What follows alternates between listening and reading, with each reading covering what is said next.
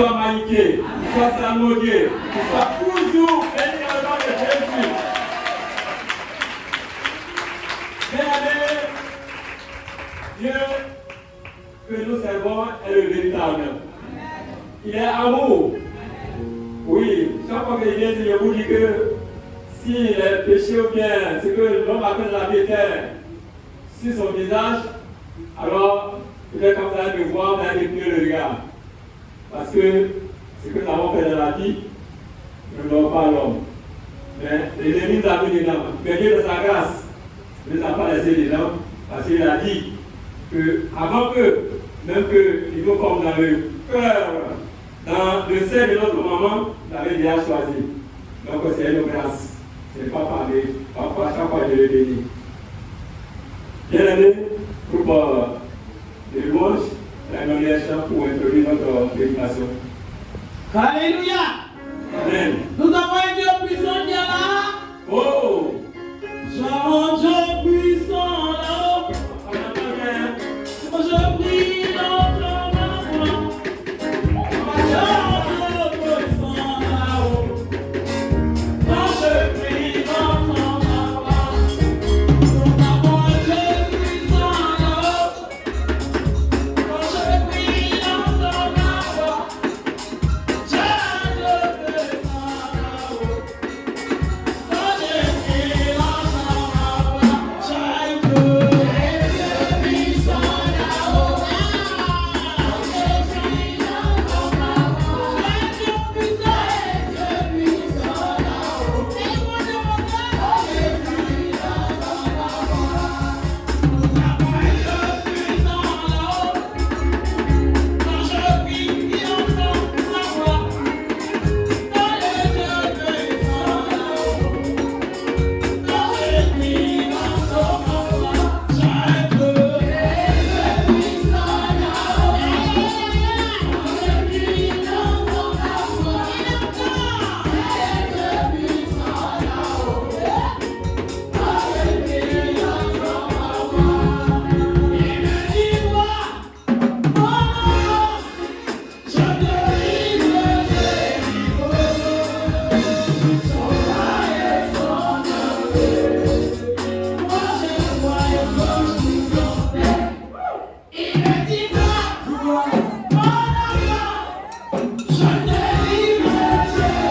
ton amour. Chant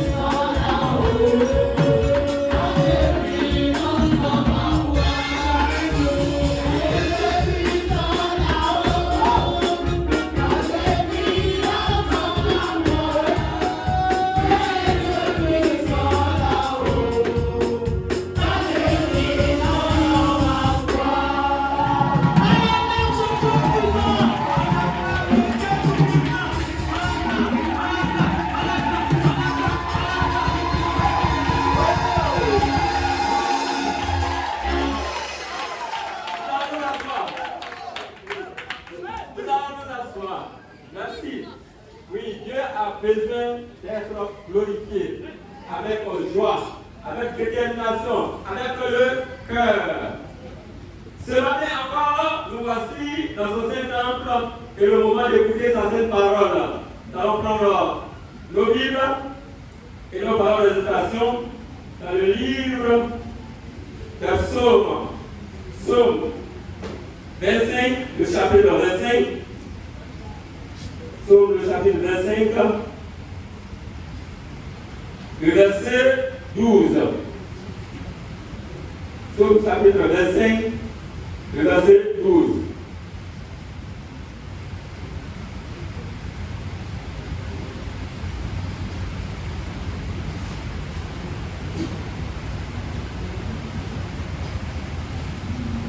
Psaume le chapitre 25,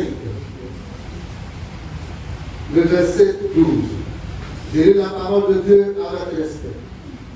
Quel est l'homme qui craint l'Éternel? L'Éternel lui montre la voie qu'il doit choisir. Amen. Amen.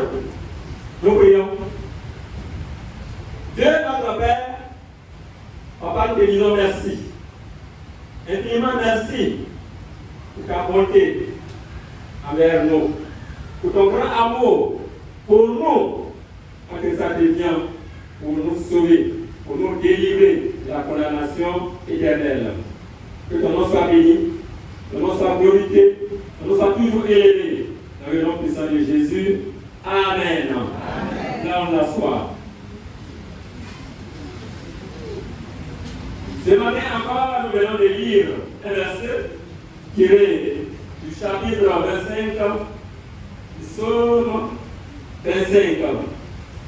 Et celui qui a écrit, c'est le grand roi David, le bien-aimé de Dieu. En effet, David, comme nous connaissons sa vie, est un homme qui a fait la volonté de Dieu. Voilà pourquoi Dieu a déclaré qu'il était l'homme selon son cœur. Alors, ce matin, nous avons choisi ce texte pour nous exhorter. Si nous commençons le texte un peu plus en haut, il dit, et c'est écrit, Éternel, je lève à toi mon âme. Mon Dieu, en toi je me confie. Que je ne sois pas couvert de honte.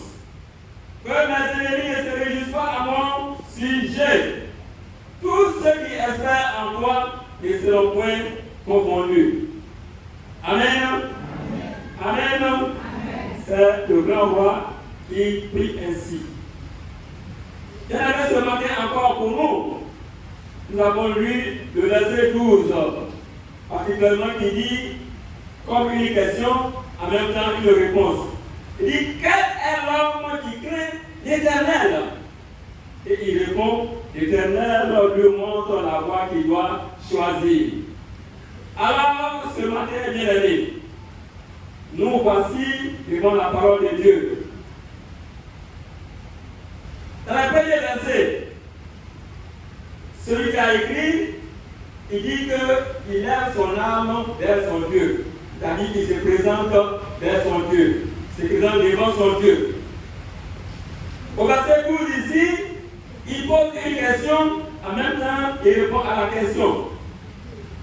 Alors, bien aimé, pour notre exhortation, nous allons nous attarder sur le mot crainte.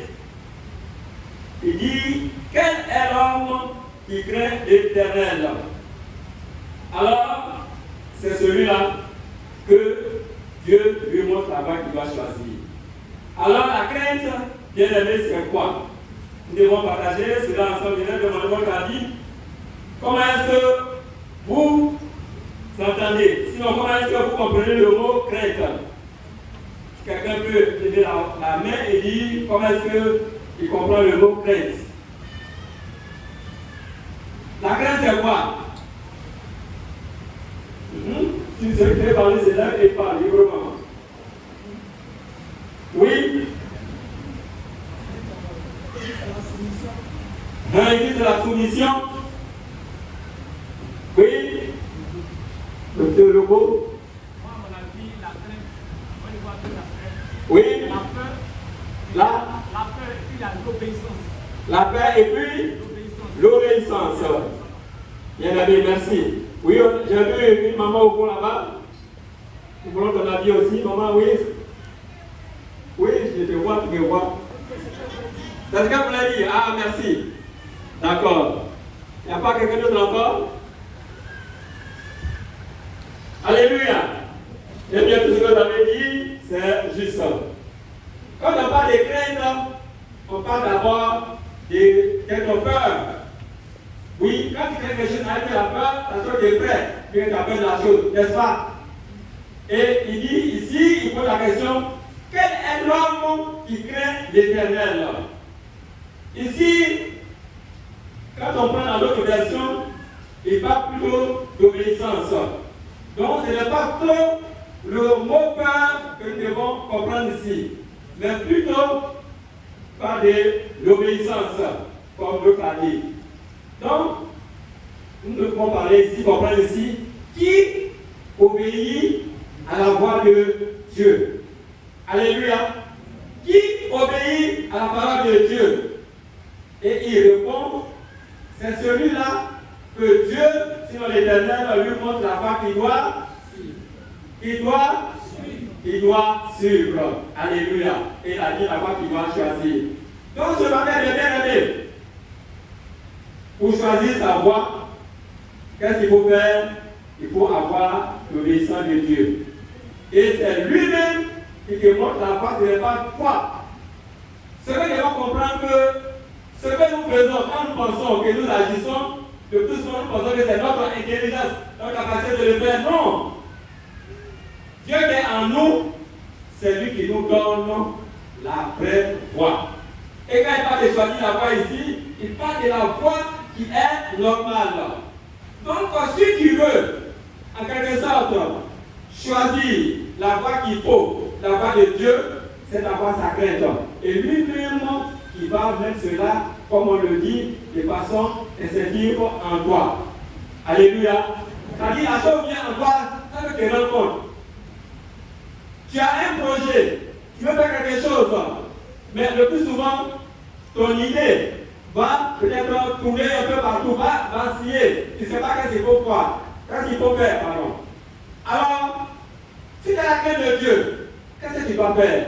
Tu vas te tourner vers l'Éternel, te mettre à genoux et lui dire, papa, voilà, je veux entreprendre, ou bien je veux faire telle chose.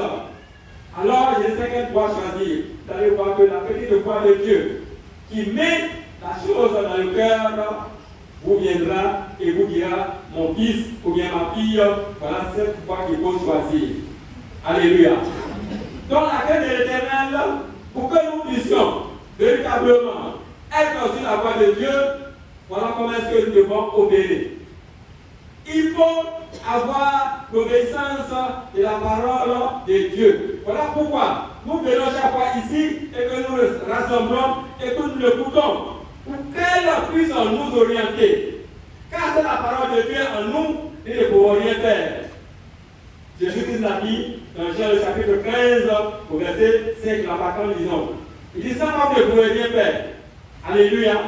Vous voyez le plus souvent, quand nous nous levons, de nous-mêmes et que nous avons des projets, et que nous les mettons en exécution, vous voyez que le plus souvent, ça n'aboutit jamais. Et on se demande, mais pourquoi tant d'échecs? Pourquoi cela ne me réussit pas? Est-ce que tu as considéré ton Dieu? Est-ce que tu as demandé son avis? La fois que tu as choisi, tu lui as demandé ces 5 fois que tu es la meilleure?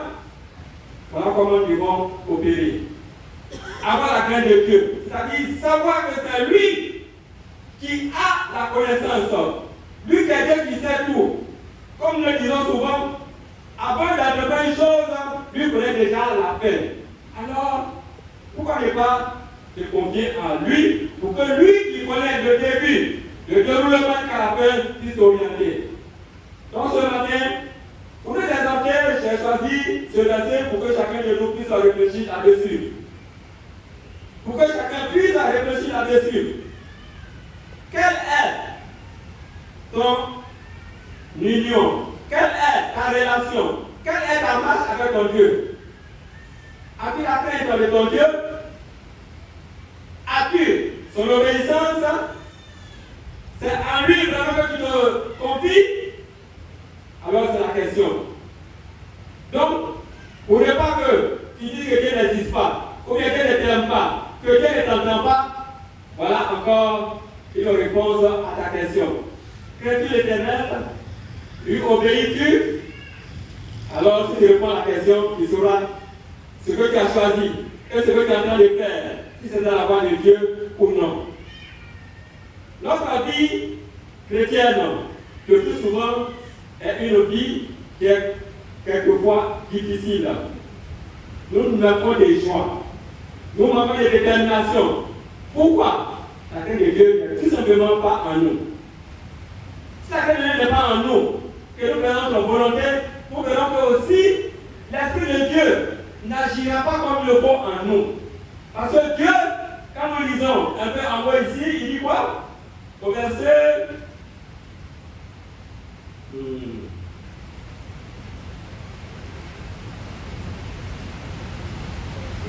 Au verset.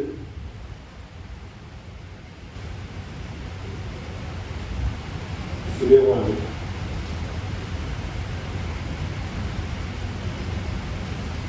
Au verset 9, voilà, au verset 9, il dit, il conduit les humbles dans la justice. Il enseigne aux humbles la voie. Vous voyez, les humbles c'est qui? C'est ceux qui sont doux, c'est ceux qui sont soumis, c'est ceux-là que véritablement ils considèrent le Dieu avec obéissance, ils considèrent le Dieu avec soumission et qui leur montre la voie qu'il doit choisir. Bien aimé, tu veux avoir une voie où tu seras réjoui, ou bien tu veux avoir une voie où tu seras mis dans la détresse? Alors, tout simplement, ce que le serviteur, le bien-aimé de Dieu nous dit. Et nous savons, quand nous avons l'histoire de David, quand nous lisons son histoire, nous savons que c'est un roi qui a régné, qui a fait la volonté de Dieu. Il a combattu, il a eu la victoire. Dieu l'a béni. Voilà pourquoi, comme héritage, il a donné le grand roi Salomon comme fils pour régner sur Israël. Parce que tout simplement, il a eu la crainte de Dieu. Il a eu la crainte de l'Éternel. Nous aussi, nous sommes aujourd'hui enfants de Dieu. Nous aussi, nous sommes des chrétiens. Mais le plus souvent, quand nous regardons notre vie est une vie qui ne ressemble pas à des enfants, aux enfants de Christ, aux enfants de Dieu. Il est question donc de nous revoir véritablement. Avec foi. Avec foi. Parce que si véritablement nous sommes à Dieu, notre cœur va être aussi à Dieu. Nous ne pouvons pas donner une partie à Dieu et une autre partie à ceux qu'on fait au monde. Notre vrai problème, bien aimé, nous le savons tous, c'est le monde qui nous entoure avec ses vices, avec tout ce qui est comme attrait, tout ce qui nous attire, c'est tout simplement notre problème. Or, la parole de Dieu nous dit encore en Matthieu, chapitre 7, nous parlons là-bas encore que la voie qui mène dans cette vie, il y en a deux sortes. Il y a la voie qui mène chez Dieu et il y a la voie qui mène dans le feu de la GR, c'est-à-dire l'enfer. Nous n'avons pas choisi, voilà notre problème. Nous voulons avoir le monde et nous voulons avoir Christ, ce n'est pas possible. Il nous dit que nul ne peut servir deux maîtres, ce n'est pas possible. Et la vie chrétienne, comme Jésus-Christ lui-même a venu, nous l'avons vu, quand il est venu, n'a pas vu qu'il s'est préoccupé des choses du monde pour chercher son intérêt. Mais nous, son papa l'a envoyé pour qu'il vienne nous délivrer. Et c'est à cela qu'il s'est soumis, c'est à cela qu'il s'est attaché. Et il a accompli sa tâche jusqu'à la fin. Même quand on le traînait, même quand on le maltraitait, on le faisait n'importe quoi, il n'a pas fléchi, il n'a pas dérobé, il ne s'est pas détourné de ce qui était véritaire. Et nous, en tant que chrétiens, la moindre chose, alors nous commençons à murmurer. Oui, c'est à cause de Dieu que je suis venu servir de Dieu, c'est les pauvres. Oui, c'est qu'il y avait des biens qui sont venus. Alors, on a plutôt envie de reculer pour aller vers encore le monde. Alors que la parole de Dieu nous dit que si tu as connu la vérité et que tu recules encore pour aller faire les choses du monde, c'est-à-dire faire ta volonté, alors ton péché n'a plus de pardon. Alors qu'est-ce qu'ils vont faire? devons, comme je le dis ici, avoir la crainte de Dieu et pour qu'il lui puisse nous orienter, pour qu'il puisse nous conduire. Le monde et tout ce qui compose passeront. Ils passeront. Ce que nous voyons aujourd'hui, tout va passer. L'histoire même de la parole nous dit, on a vu qu'il y a des royaumes, des grands rois qui ont régné, qui ont dominé le monde. Nous prenons le cas de Rome, qui est tout près ici que la parole de Dieu nous dit, qui ont gouverné le peuple de Dieu. Aujourd'hui, où ils sont? Aujourd'hui, où ils sont? On ne voit plus eux. Il y a d'autres d'abord qui sont dans le place. Et ça serait ainsi. Mais la parole de Dieu est là. La parole de Dieu qui avait été est là. Donc nous devons plutôt avoir la crainte de Dieu. Pour un petit débat que moi je peux vous dire et que peut-être vous pouvez garder ça en souvenir, c'est le peuple d'Israël qui a fortifié encore ma foi. Pourquoi Israël est là aujourd'hui? Que son nom est grand, que son nom est élevé, qui domine encore aujourd'hui. Nous savons dans l'histoire que ce peuple a été déporté, c'est-à-dire, c'est comme ils ont été complètement enlevés. On les a envoyés ailleurs. Leur nom n'existait plus à leur place. On a envoyé d'autres personnes pour venir prendre leur place. Mais maintenant, chacun sont partis parmi eux. Il y avait ceux qui avaient la crainte de Dieu, qui ont gardé toujours la parole de Dieu à leur cœur. Et Dieu a dit qu'au bout d'un certain moment, il va les ramener. Et cela est resté jusqu'à tout près ici, en 1948. Pour ceux qui, les étudiants, oui, parce que c'est là, ceux qui vont à l'école. En 1948, le monde entier, ceux qui sont là aujourd'hui, ont décidé que l'Israël doit revenir à sa place. Et ils sont venus créer ce petit pays-là. Vous voyez, si ça va à la main de Dieu, comment est-ce que cela peut être possible? Et aujourd'hui, la petite place qu'on leur a donnée là, aujourd'hui, ils sont en train de faire quoi? Ils sont en train de lâcher. Chaque fois que leurs voisins les provoquent, ils prennent un pas sur eux. Chaque fois que leurs voisins les provoquent, ils prennent un pas sur eux. C'est-à-dire quoi? Dieu leur a dit que le territoire de Canaan devait être à eux. Alors, il faut que ce que Dieu a dit là, pour que ça s'accomplisse. Donc, ceux qui s'élèvent aujourd'hui contre Israël, vous dites Israël va faire ce qu'il va pas faire. Dites-leur que ce que la parole de Dieu a dit là, c'est ça qui est la vérité. Elle ne ment pas, elle s'accomplit toujours. Donc, la puissance d'Israël ne vient pas de l'homme. Ils ont été dispersés un peu partout. Vous voyez comme Dieu est puissant. Si bien qu'ils ont des soutiens un peu partout aussi. Alléluia. Dieu ne fait rien en même. Alors nous aussi, enfants de Dieu aujourd'hui, comme papa nous prêche ici, nous sommes des petits rois. Ne tombons pas dans ce qui est de ce monde. C'est-à-dire quoi? Être grand aujourd'hui, avoir l'argent aujourd'hui, et puis tu oublies ton âme. Parce que ça va aujourd'hui maintenant, comment l'argent se gagne? L'argent gagné avec le sang puré, c'est une malédiction. Que cela ne nous attire point au nom de Jésus. Que cela ne nous attire jamais au nom de Jésus. Oui. Mais marchons dans la voie de Dieu. Comme lui-même t'a dit, que lui, l'or, à lui, l'or et l'argent. Alors pourquoi avoir tant de soucis pour l'argent? Pourquoi avoir tant de soucis pour ces choses du monde? Une maison, une voiture, un bien matériel de ce monde? Non, cela ne doit pas nous enlever la crainte de Dieu. Parce que ceux qui cherchent l'argent de cette manière, ce sont ceux qui n'ont pas la crainte de Dieu. Ceux qui n'ont pas de Dieu. Ceux qui craignent Dieu, alors il faut complètement détourner de ces choses. Alléluia. Paul dit en Galates par exemple, au chapitre 2, le verset 20, nous allons lire un peu. Galates au chapitre 2, le verset 20. Galates chapitre 2, verset 20.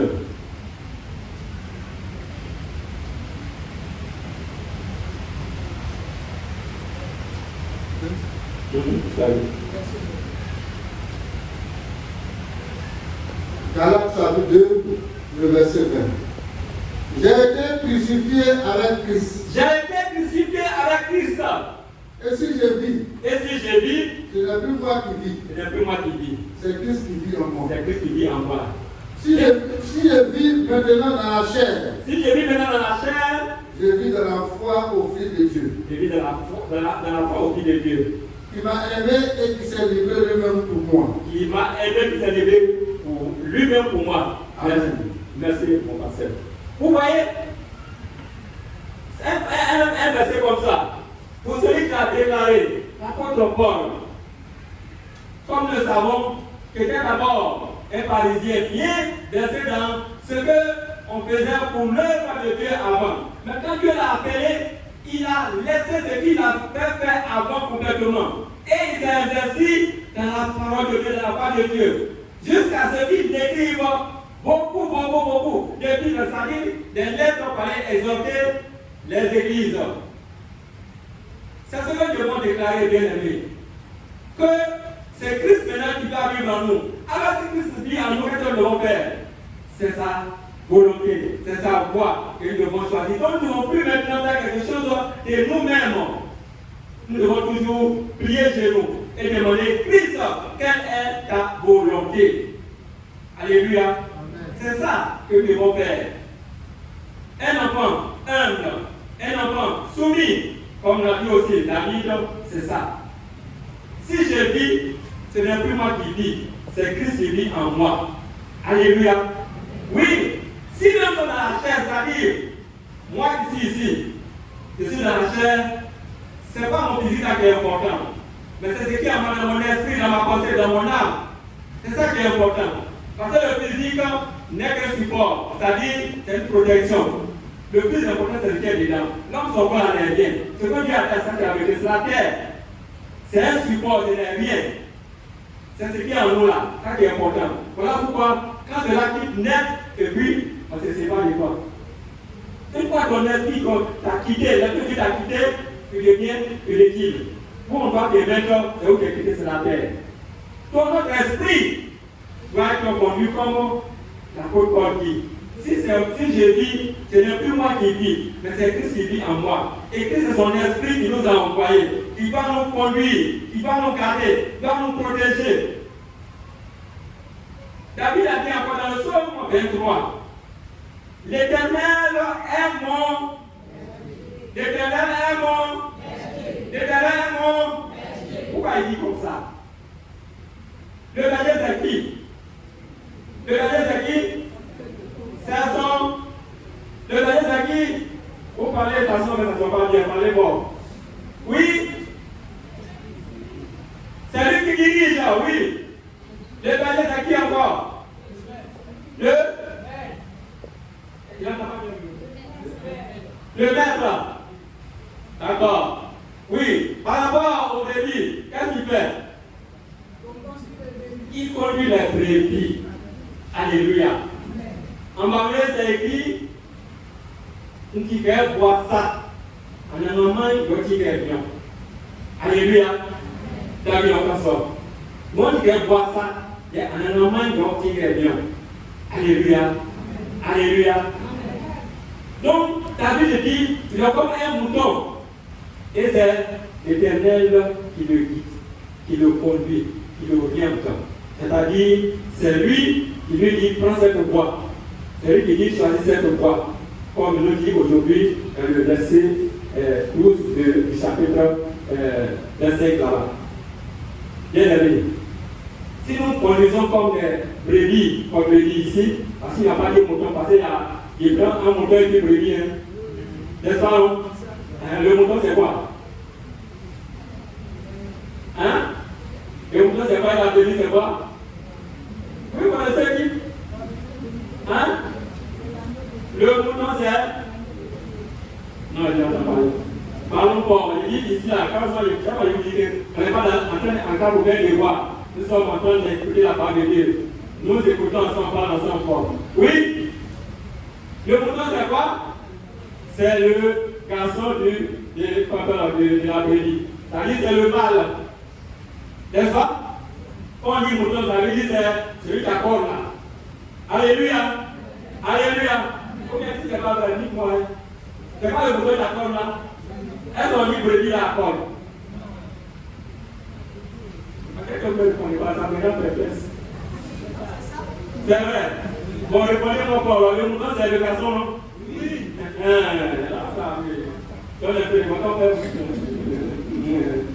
moi, ça me rend perplexe. C'est bon qu'ils sont très émotifs. Ah, le mouton, c'est vrai. Vous voyez la parole de Dieu là. Où il parle, il n'a jamais parlé des moutons. Hein. Il n'a jamais parlé des moutons. Il parle que des brebis. La parole de Dieu là, les mots qui sont dedans sont importants. On ne met pas un mot au hasard, un mot de façon dépourvue. Le mouton à l'école, non? Il fait parler à l'école. Hein? Ah, il se défend, il se bat. Il peut même tuer. Alléluia. Et la brebis a combien d'école? Hein? La brebis n'a pas d'école. Et Dieu a toujours comparé ses disciples et ses enfants à une brebis. Savez ce que ça veut dire? Ça vous dit que ce sont des personnes qui n'ont pas besoin de se défendre eux-mêmes. David dit, l'Éternel est mon berger, je ne manquerai de rien. Il dit que bois ça, en un main, l'homme dit rien. Ça dit qu'il y a un danger, c'est l'Éternel qui est devant. Et il s'oppose, et il est devant. Or, le mouton, il va faire comme ça, il va faire comme ça, et puis il va derrière. S'il te charge de plantation, il peut te tuer. Or, la brebis, vous voyez, la brebis n'a rien pour se défendre. La brebis ne se défend pas. Donc, Dieu nous compare à des brebis. Donc, soyons comme des brebis. Soyons comme des brebis. Soyons doux. Soyons humbles. Et c'est ce que Dieu veut de nous. Alléluia. Donc, c'est ce que je voudrais que chacun de nous comprenne. Donc, quand il dit ici, l'obéissance, c'est ça. Nous devons être obéissants, c'est-à-dire être doux, être humble. Jésus l'a dit, si on te tape sur la joue, droite, donne de l'autre côté. Ça veut dire quoi? Laisse-le lui-même te défendre, laisse-le lui-même comprendre pourquoi. Pourquoi il a dit, il ne va pas nous venger. Mais ces choses-là sont encore en nous, bien que nous sommes en Christ. Voilà pourquoi, souvent on dit, attention, hein, tu ne me connais pas. Tu ne me connais pas? Je vais te montrer ce que j'étais. Hein? Donc, après, pas à Pacharrière. Il retourne encore dans le monde. On n'a pas oublié ces choses. Dis plutôt, pour moi, je reviens à Dieu. Et c'est Dieu qui prend soin de moi. David dit ici, celui qui le craint, celui qui craint Dieu, Dieu lui montre la voie à choisir. Dieu lui-même ne vous mettra jamais en danger sans que lui-même n'est prêt à vous répondre. Jamais. Alléluia. Il faut qu'on le sache. Dieu ne vous mettra jamais en danger sans qu'il est prêt à vous répondre. Ce que nous avons comme des épreuves, c'est qu'il est prêt à vous répondre. Donc le plus souvent, c'est la peur. C'est le manque de foi qui fait que nous sommes toujours pressés pour agir comme le monde. Sinon, si nous avons la foi véritable, nous allons voir que rien ne peut nous inquiéter pour que nous trébuchions et nous fassions la volonté de ce qui est dans le monde. Alléluia. Donc ce matin n'est pas trop long. C'est ce que je veux que chacun de nous retienne. Notre verset nous dit, quel est l'homme qui craint l'Éternel? Lisez bien ce passage et méditez-le encore à la maison. Dieu peut vous ouvrir encore l'esprit et vous faire comprendre encore mieux que ce que nous sommes en train d'entendre. Quel est l'homme qui craint l'Éternel? L'Éternel lui montre la voie qu'il doit choisir. Bien aimé, les voies de Dieu, comme la parole de Dieu nous dit, sont raisonnables. Mais Dieu, lui-même, quand tu es attaché à lui, il te montre les voies, il te montre ses secrets, il te parle. Quand notre maman dit par exemple que Dieu parle, certaines personnes qui ont déjà expérimenté la voix de Dieu. Dieu n'est pas mort, Dieu est vivant, Dieu a une bouche, Dieu a une oreille, Dieu parle de plusieurs manières. Soit de façon audible, c'est-à-dire qu'il parle comme ce que je viens de parler, vous entendez. Ou bien dans un songe, bien dans un rêve, ou bien dans une petite vision, est déjà qu'à montrer beaucoup de choses. Donc c'est ce que nous devons savoir. Si nous voulons que Dieu, véritablement, nous conduise et que nous voulons, je suis dans notre voie, d'avoir choisi, c'est l'obéissance à la parole de Dieu. Bien-aimés, ce matin encore, pour terminer, je voudrais nous exhorter, comme nous avons toujours entendu ici, la commission que Dieu nous a donnée, que Jésus nous a donnée à travers ses apôtres, c'est de porter ce que nous avons eu à ceux qui n'ont pas encore eu cette grâce. C'est la parole de Dieu. À commencer toujours à notre Jérusalem qui est notre maison. Faisons en sorte que l'ennemi n'ait pas de racines dans notre maison. Alléluia. La division, la querelle, les animosités, la haine, cela va quitter le foyer chrétien dans le nom de Jésus. Entre monsieur et madame, oui, si vous êtes rencontrés un jour, si vous avez cheminé qu'un jour il y a des divisions, sachez que c'est l'ennemi. Lui, il règne que dans la division. Il ne règne jamais dans l'union. Jamais. C'est Dieu, quand il y a l'union, que son esprit règne. Alors, sachez que quand il y a division, sachez que c'est l'ennemi qui entend les mettre son pied dans votre plat. Retirez ce pied qui est dans le nom de Jésus. Oui, vous êtes capable de le faire. Donc, que notre foyer soit un foyer où la parole de Dieu existe. Voilà pourquoi maintenant, il y a tellement plusieurs manières d'écouter la parole de Dieu, à la télévision, à la radio. Toutes ces manières-là, si nous les écoutons régulièrement, la parole de Dieu demeure dans notre maison. Que cela ne nous manque pas. Que la parole de Dieu ne nous manque pas. Mais ayons toujours soif de l'écouter. Nous qui avons regardé beaucoup de films, c'est vrai, les films, ça distrait. Mais que c'est que ne prenne pas au-dessus de la parole de Dieu. Parce que c'est la parole de Dieu qui nous affranchit. C'est la parole de Dieu qui va nous orienter. C'est la parole de Dieu qui va nous donner la capacité de gagner où nous voulons gagner. Si notre parole de Dieu n'est pas en nous, alors nous sommes toujours légers. Nous ne serons jamais des vainqueurs, mais nous serons toujours des perdants. Et nous disons que Dieu n'existe pas.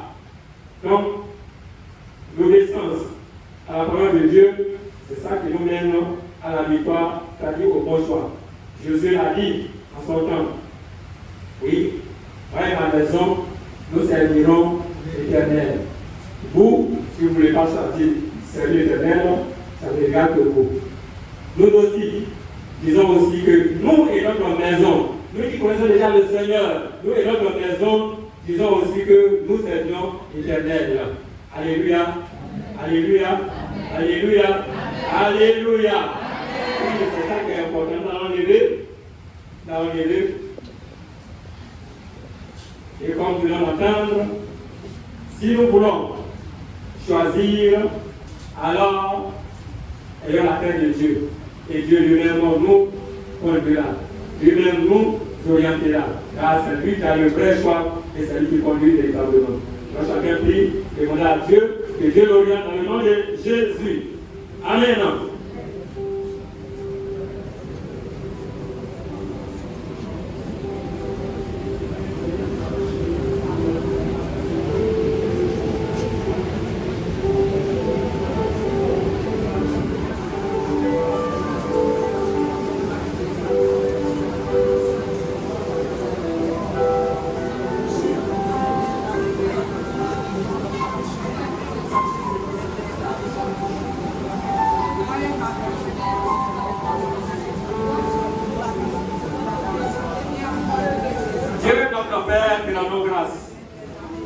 Papa, merci pour ce matin encore pour ta parole. Je nous demande que nous voulons avoir le vrai choix, c'est d'avoir l'obéissance à l'égard de ta parole. C'est un seul qui nous conduira, c'est un seul qui nous dirigera, c'est un seul qui nous orientera, afin que nous fassions le bon choix. Que Dieu bénisse sa parole, que Dieu fasse que cette parole demeure en nous et nous conduise pour toujours dans le nom de Jésus. Amen.